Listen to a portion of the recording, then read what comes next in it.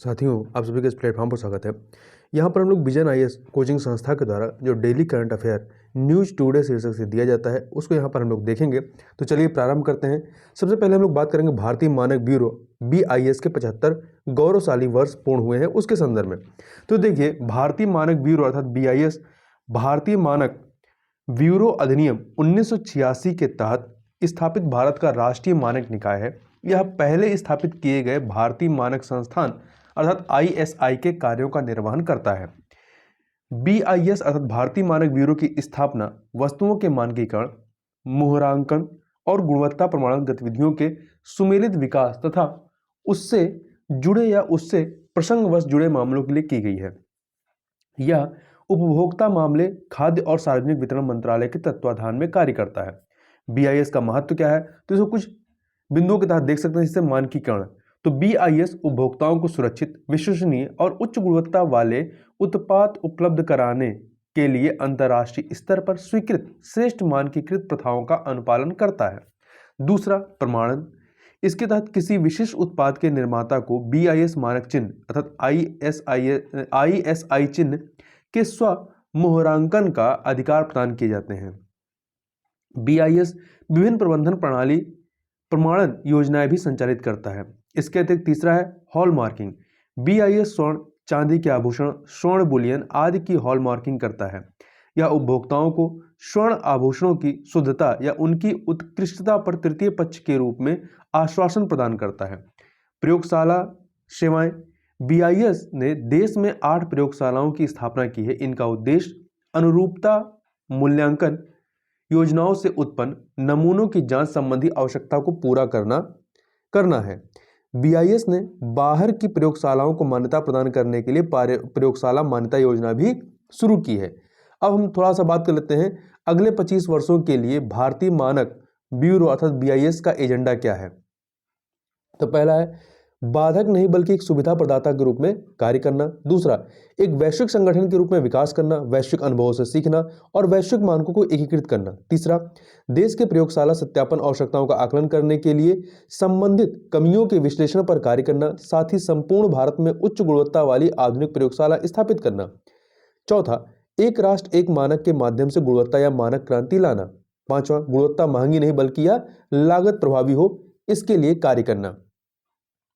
आगे बात करते हैं, उच्चतम न्यायालय ने राज्य स्तर पर अल्पसंख्यकों की पहचान सुनिश्चित करने संबंधी जनहित याचिका पर उत्तर प्रस्तुत करने के लिए केंद्र को अंतिम अवसर दिया है। देखिए, जनहित याचिका में राज्य स्तर पर अल्पसंख्यकों की पहचान करने वाले दिशा निर्देश तैयार करने के लिए आवश्यक निर्देशों की मांग की गई है।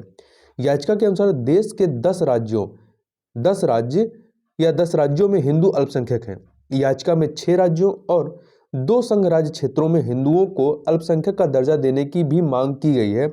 वर्ष 2011 की जनगणना के अनुसार इन राज्यों और संघ राज्य क्षेत्रों में हिंदुओं की आबादी में गिरावट दर्ज की गई है। भारत में अल्पसंख्यक का दर्जा दिया किसे जाता है, देखिए या उसके बारे में क्या है, तो संविधान जो है अल्पसंख्यक शब्द को परिभाषित नहीं करता। ध्यान रखिएगा, अल्पसंख्यक शब्द को परिभाषित नहीं करता, यह केवल अल्पसंख्यकों को संदर्भित करता है। साथ ही अल्पसंख्यकों के अधिकारों को अनुच्छेद 29 और 30 के तहत उल्लिखित किया गया है।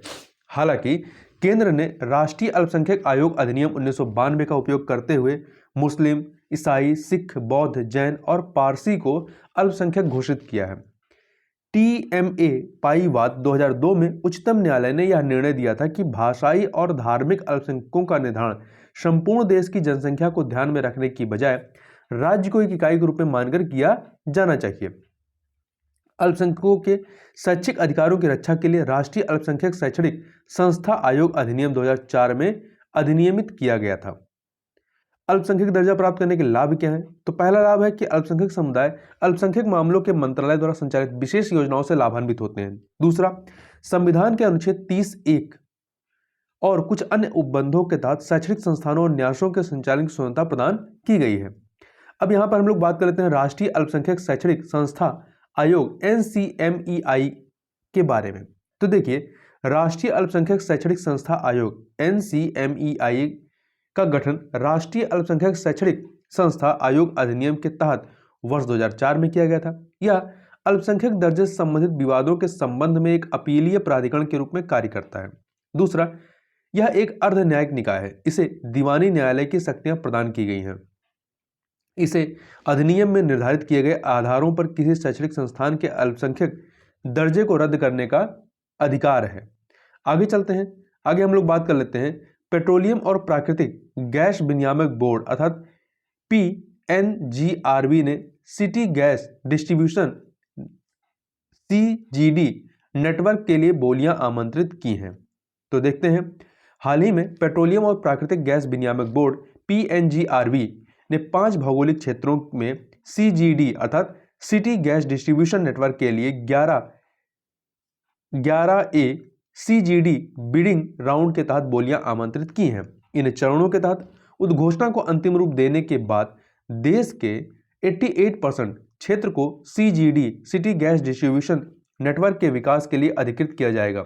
इससे देश की लगभग 98% आबादी को प्राकृतिक गैस तक पहुंच प्रदान की जा सकेगी। CGD अर्थात सिटी गैस डिस्ट्रीब्यूशन प्राकृतिक गैस के परिवहन या वितरण को संदर्भित करता है। इसमें पाइपलाइनों के एक नेटवर्क के माध्यम से परिवारों तथा औद्योगिक और वाणिज्यिक इकाइयों को भोजन पकाने के स्वच्छ ईंधन जैसे पाइप द्वारा प्राकृतिक गैस अर्थात PNG की आपूर्ति की जाती है। साथ ही इसमें वाहनों को परिवहन ईंधन जैसे कि संपीड़ित प्राकृतिक गैस अर्थात CNG की भी आपूर्ति की जाती है। CGD city gas distribution network के बारे में बात करें तो पेट्रोलियम और प्राकृतिक गैस विनियामक बोर्ड अधिनियम 2006 के तहत PNGRB देश के एक निर्धारित भौगोलिक क्षेत्र में CGD अर्थात सिटी गैस डिस्ट्रीब्यूशन नेटवर्क या PNG नेटवर्क सहित विकसित करने के लिए संस्थाओं को अनुमति प्रदान करता है। CGD सिटी गैस डिस्ट्रीब्यूशन क्षेत्र में 4 अलग अलग खंड हैं। CNG का मुख्य रूप से वाहन ईंधन के रूप में उपयोग किया जाता है, जबकि PNG का घरेलू, वाणिज्यिक और औद्योगिक क्षेत्र में उपयोग किया जाता है। देखिए, PNG के लाभों में क्या शामिल है? इसमें सुरक्षित और सुनिश्चित आपूर्ति, उपयोग में सुविधाजनक, कोई अपव्यय नहीं, सिलेंडर रिप्लेसमेंट या सिलेंडर बुकिंग इत्यादि में कोई कठिनाई नहीं होती आदि। CNG के लाभों में क्या शामिल है? उत्सर्जन का न्यूनतम स्तर, उच्च प्रज्वलन तापमान के कारण आग लगने की संभावना नहीं, प्रति वाहन मील न्यूनतम हानि और मृत्यु दर इत्यादि। इसमें जो भारत में सिटी गैस डिस्ट्रीब्यूशन जो 5 भौगोलिक क्षेत्र चिन्हित किए गए उनकी ये बात कर लें तो पहला है जगदीशपुर हल्दिया बोकारो धामरा पाइपलाइन परियोजना, दूसरा है बरौनी गुवाहाटी पाइपलाइन परियोजना, तीसरा है उत्तर पूर्वी क्षेत्र गैस ग्रिड, चौथा है कुच्ची कुट्टनाड बेंगलुरु मंगलोर पाइपलाइन परियोजना और पांचवा है एन्नोर तिरुवल्लुर बेंगलुरु नागपट्टिनम मदुरै तुतिकोरिन प्राकृतिक गैस पाइपलाइन। आगे बात कर लेते हैं, सांख्यिकी और कार्यक्रम कार्यान्वयन मंत्रालय ने वित्त वर्ष 2021-22 के लिए राष्ट्रीय आय का पहला अग्रिम अनुमान फर्स्ट एडवांस एस्टिमेट्स FAE जारी किया है। तो देखिए, प्रथम अग्रिम अनुमान FAE पहली बार वर्ष 2016-17 में प्रस्तुत किया गया था। इसे सामान्यतः जनवरी के प्रथम सप्ताह के अंत में प्रकाशित किया जाता है। वित्त मंत्रालय आगामी वित्तीय वर्ष के बजट आवंटन को निर्धारित करने के लिए FAE सकल घरेलू उत्पाद GDP अनुमानों का उपयोग करता है। ये पहले आधिकारिक अनुमान होते हैं जिनमें यह अपेक्षा की जाती है कि उस वित्तीय वर्ष में GDP में कितनी वृद्धि होगी, इसलिए इसे अग्रिम अनुमान कहा जाता है। हालांकि इनमें औपचारिक तीसरी तिमाही में जारी आंकड़ों को शामिल नहीं किया जाता है। ये आंकड़े फरवरी के अंत में दूसरे अग्रिम अनुमान के हिस्से के रूप में प्रकाशित होते हैं। वित्त वर्ष 2022 के लिए FAE अर्थात फर्स्ट एडवांस एस्टिमेट्स के जो मुख्य निष्कर्ष हैं उनकी बात करें तो देखिए, GDP समृद्धि के बारे में तो वास्तविक GDP 9.2% की दर से बढ़ेगी, जबकि नॉमिनल GDP 17.6% की दर से बढ़ेगी। अब यहाँ पे कुछ अन्य चीजें हैं। देखिए, वास्तविक GDP क्या होता है? ये वास्तविक GDP वर्ष 2011-12 की स्थिर कीमतों का उपयोग करके गणना की गई GDP, ये वास्तविक GDP होगी, जबकि नॉमिनल GDP क्या होगी? मौजूदा बाजार कीमतों का उपयोग करके गणना की गई GDP वो नॉमिनल GDP हो जाएगी। देखिए, दो समृद्धि दरों के मध्य लगभग 8.5% का अंतर अनिवार्य रूप से मुद्रास्फीति का एक सूचक है, जो कि आपका वास्तविक GDP और नॉमिनल GDP में दिखाई पड़ रहा है। व्यय की बात करें तो सरकारी व्यय और निवेश की रिकवरी होगी, लेकिन आय और व्यय की रिकवरी के मामले में औसत भारतीय अभी भी कोविड पूर्व स्तर पर ही है। कम निजी उपभोग, तो देखिए, कमजोर निजी मांग के कारण आर्थिक विकास को बनाए रखना कठिन हो जाएगा। ये कुछ मुख्य निष्कर्ष हैं। अब हम लोग बात करते हैं सकल घरेलू उत्पाद, ग्रॉस डोमेस्टिक प्रोडक्ट के बारे में। तो देखिए, जीडीपी क्या है? एक वित्तीय वर्ष में देश के भीतर उत्पादित सभी अंतिम वस्तुओं और सेवाओं के कुल मौद्रिक मूल्य को संदर्भित करता है। नॉमिनल जीडीपी वास्तविक तथ्यात्मक चर है। बजट की सभी गणना नॉमिनल जीडीपी से प्रारंभ होती हैं। वास्तविक जीडीपी पूर्व की गणना पर आधारित होती है। वास्तविक सकल घरेलू उत्पाद क्या हो जाएगा? नॉमिनल जीडीपी में से मुद्रास्फीति की दर को माइनस कर दीजिए तो वो वास्तविक जीडीपी आ जाएगी। आगे चलते हैं, आगे बात कर लेते हैं कि केंद्र सरकार ने दिल्ली उच्च न्यायालय के समक्ष स्पष्ट किया है कि सामान्य नागरिक संहिता लोक नीति का विषय है। इस कारण इसके संबंध में संसद को कोई निर्देश जारी नहीं किया जा सकता है। देखिए, केंद्र ने दिल्ली उच्च न्यायालय को सूचित किया है कि सामान्य नागरिक संहिता यूनिफॉर्म सिविल कोड यूसीसी के कार्यान्वयन का मामला वर्तमान में भारत के विधि आयोग के पास लंबित है।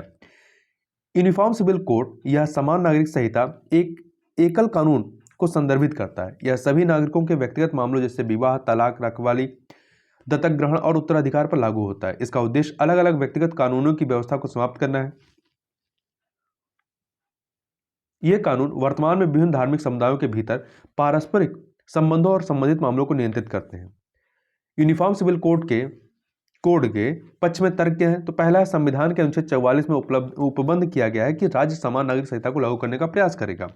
दूसरा, न्यायिक निर्णयों को लागू करने में सहायक है, जैसे कि मोहम्मद अहमद खान बनाम शाह बानो बेगम मामला 1985 का और सरला मुदगल बनाम भारत संघ मामला 1995 का। तीसरा पॉइंट, संहिता जो है ये यूनिफॉर्म सिविल कोड ये राष्ट्रीय एकीकरण को संभव बनाती है क्योंकि विभिन्न धार्मिक समूहों के लिए अलग अलग कानून सांप्रदायिकता को बढ़ावा देते हैं। चौथा, संहिता जो है लैंगिक न्याय सुनिश्चित करती है क्योंकि अधिकांश धार्मिक या प्रथागत व्यक्तिगत कानून पुरुषों के पक्ष में है तथा महिलाओं के प्रति पक्षपाती हैं। यूनिफॉर्म सिविल कोड के विपक्ष में तर्क क्या दिए जाते हैं? पहला, संसद के पास व्यक्तिगत कानूनों पर विशेष अधिकारिता नहीं है क्योंकि व्यक्तिगत कानून समवर्ती सूची में उल्लिखित है। मतलब ऐसा समवर्ती सूची में उल्लिखित है। अनुच्छेद 25 जो कि व्यक्तिगत धर्म का मूल अधिकार दिया गया है और अनुच्छेद 26 अपने धर्म संबंधी कार्यों का प्रबंधन करने का अधिकार दिया गया है। इसके विपरीत है यूनिफॉर्म सिविल कोड, देश की विविधता के विरुद्ध है ये। आगे चलते हैं, आगे हम लोग बात करते हैं भारत में एशियाई जल पक्षी गणना Asian water bird census AWC आयोजित की जा रही है। तो देखिए, राष्ट्रीय राजधानी क्षेत्र NCR की 7 आर्द्र भूमियों में एशियन वाटर बर्ड सेंसस या एशियाई जल पक्षी गणना का संचालन किया जा रहा है। अब ये कौन कौन से? हस्तिनापुर वन्यजीव अभ्यारण्य, ग्रेटर नोएडा में धनौरी और सूरजपुर आर्द्र भूमि, दिल्ली चिड़ियाघर व संजय झील, ओखला पक्षी अभ्यारण्य, नजफगढ़ झील तथा यमुना नदी। एशियाई जल पक्षी गणना के बारे में बात करें तो इसे प्रत्येक वर्ष जनवरी में आयोजित किया जाता है। यह गणना वेटलैंड्स इंटरनेशनल साउथ एशिया और बॉम्बे नेचुरल हिस्ट्री सोसाइटी जो कि एक गैर सरकारी संगठन है, इसके द्वारा संयुक्त रूप से किया जाता है। दूसरा, यह एक वैश्विक जल पक्षी निगरानी कार्यक्रम इंटरनेशनल वाटर बर्ड सेंसस का एक अभिन्न अंग है। इस कार्यक्रम का वेटलैंड इंटरनेशनल समन्वय करता है। इंटरनेशनल वाटर बर्ड सेंसस आर्द्रभूमि स्थलों पर जल पक्षियों की संख्या के बारे में जानकारी एकत्र करने पर केंद्रित एक निगरानी कार्यक्रम है। यह अफ्रीका, यूरोप, पश्चिम एशिया, नियोट्रॉपिक्स जो कि मध्य और दक्षिण अमेरिका का भाग है तथा कैरेबियन में इंटरनेशनल वाटर बर्ड सेंसस के अन्य क्षेत्रीय कार्यक्रमों के समानांतर संचालित होता है। यह मध्य एशियाई उड़ान मार्ग पर प्रवासी पक्षियों और उनके प्रवासों के संरक्षण के लिए पर्यावरण मंत्रालय की राष्ट्रीय कार्य योजना का भी एक महत्वपूर्ण भाग है। इस गणना के उद्देश्य क्या है? पहला, जनवरी का महीना अधिकांश प्रजातियों की गैर प्रजनन अवधि होता है, अतः इस दौरान क्षेत्र में आर्द्र भूमियों पर जल पक्षियों की आबादी के वार्षिक आधार पर जानकारी प्राप्त करना। दूसरा, वार्षिक आधार पर आर्द्र भूमियों की स्थिति की निगरानी करना। तीसरा, नागरिकों में जल पक्षियों और आर्द्र भूमियों के प्रति अधिक रुचि को प्रोत्साहित करना। अब अन्य जो सुर्खियों में चीजें नहीं उनको देख लेते हैं। तो पहला है, उच्चतम न्यायालय ने ओबीसी कोटे की वैधता को बरकरार रखा। देखिए, उच्चतम न्यायालय ने नीट यूजी और नीट पीजी में अन्य पिछड़ा वर्ग ओबीसी के लिए 27% आरक्षण की संवैधानिक वैधता को बरकरार रखा है। इसलिए नीट यूजी और नीट पीजी पाठ्यक्रमों के लिए काउंसलिंग फिर से शुरू करने की अनुमति दे दी गई है। उच्चतम न्यायालय का निर्णय क्या है? अखिल भारतीय कोटा सीटों में आर्थिक रूप से कमजोर वर्गों ईडब्ल्यूएस के लिए 10% का कोटे को बरकरार रखा जाएगा। दूसरा, आय सीमा सहित ईडब्ल्यूएस मानदंडों की वैधता के प्रश्न पर उच्चतम न्यायालय मार्च 2022 में निर्णय करेगा। तीसरा, जैसा कि मूल रूप से अधिसूचित किया गया है, ईडब्ल्यूएस की पहचान के लिए 8 लाख रुपए की सकल वार्षिक पारिवारिक आय सीमा के मानदंड को लागू किया जाएगा। आगे बात कर लेते हैं वैवाहिक बलात्कार की। तो दिल्ली उच्च न्यायालय भारत में वैवाहिक बलात्कार को अपराध की श्रेणी में रखने की मांग करने वाली याचिकाओं पर सुनवाई कर रहा है।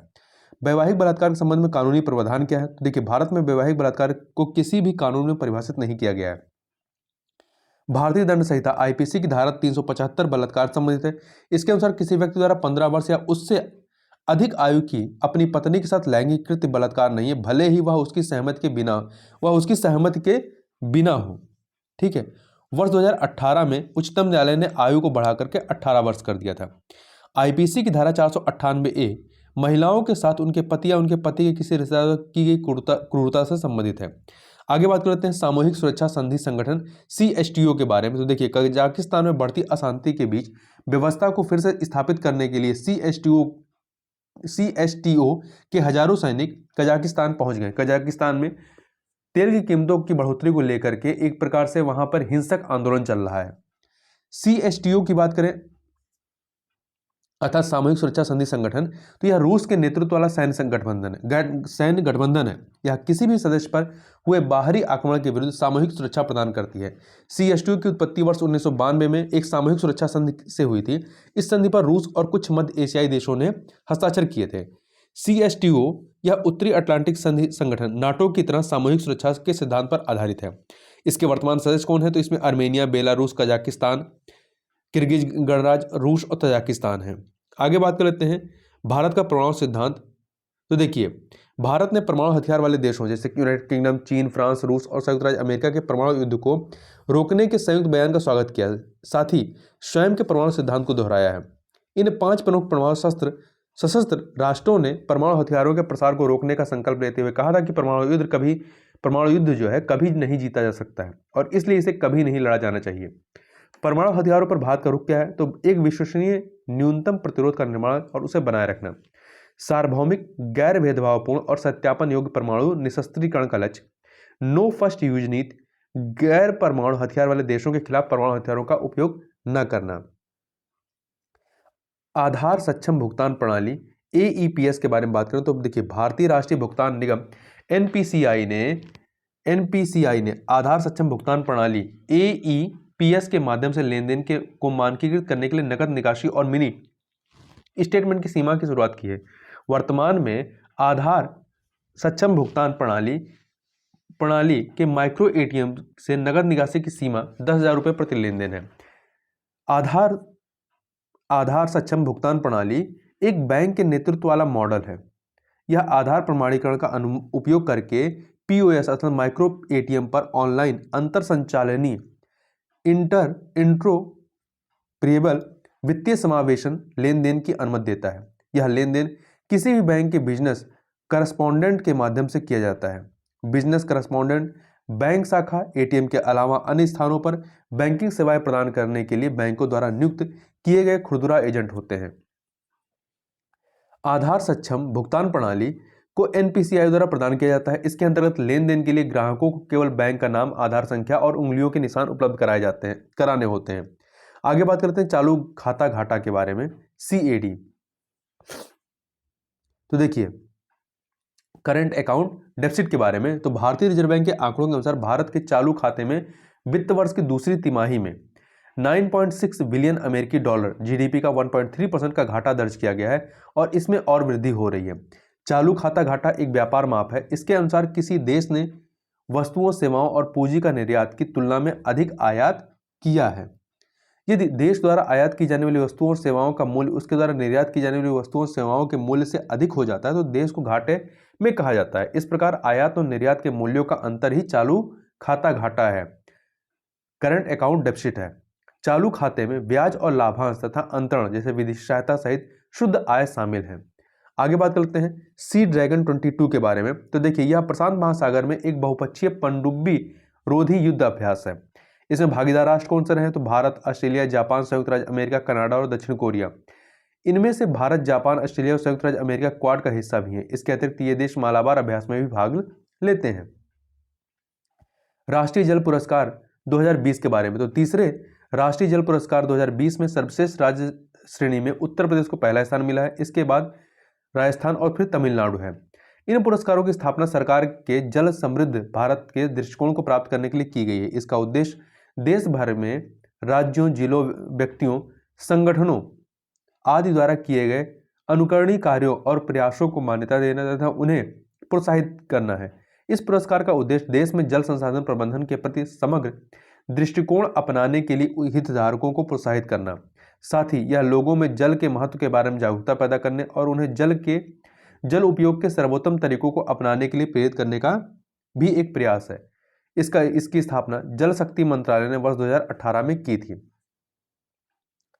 तीर्थ यात्रा, कायाकल्प और आध्यात्मिक विरासत संवर्धन अभियान अर्थात प्रसाद योजना के बारे में, तो प्रसाद योजना एक केंद्रीय क्षेत्र की योजना है। इसके तहत धार्मिक पर्यटन अनुभव को समृद्ध करने के लिए संपूर्ण भारत में तीर्थ स्थलों के विकास और पहचान पर ध्यान केंद्रित किया जाता है। इसके निम्नलिखित उद्देश्य: पहला, तीर्थ स्थलों को प्राथमिकता के आधार पर योजनाबद्ध और टिकाऊ तरीके से एकीकृत करना। दूसरा, तीर्थ स्थलों के विश्व स्तरीय बुनियादी ढांचे के विकास की परिकल्पना करना। इसमें पर्यटन सुविधाओं पर विशेष बल दिया जाएगा। आगे हम लोग बात कर लेते हैं गंगा सागर मेले की। तो कलकत्ता उच्च न्यायालय ने कोविड-19 मामलों में बढ़ोतरी के बावजूद पश्चिम बंगाल को इस वर्ष के गंगा सागर मेले को आयोजित करने की अनुमति दी है। यह मेला मकर संक्रांति के अवसर पर सुंदरवन के गंगा सागर द्वीप पर लगता है। यह प्रयागराज में कुंभ मेले के बाद भारत में तीर्थयात्रियों का दूसरा सबसे बड़ा मेला है। हजारों तीर्थयात्री गंगा और बंगाल खाड़ी के संगम में पवित्र डुबकी लगाते हैं तथा कपिल मुनि मंदिर में पूजा अर्चना करते हैं। तो इस प्रकार से इस वीडियो में बस इतना ही। मिलते हैं नेक्स्ट वीडियो में, तब तक के लिए बहुत बहुत धन्यवाद।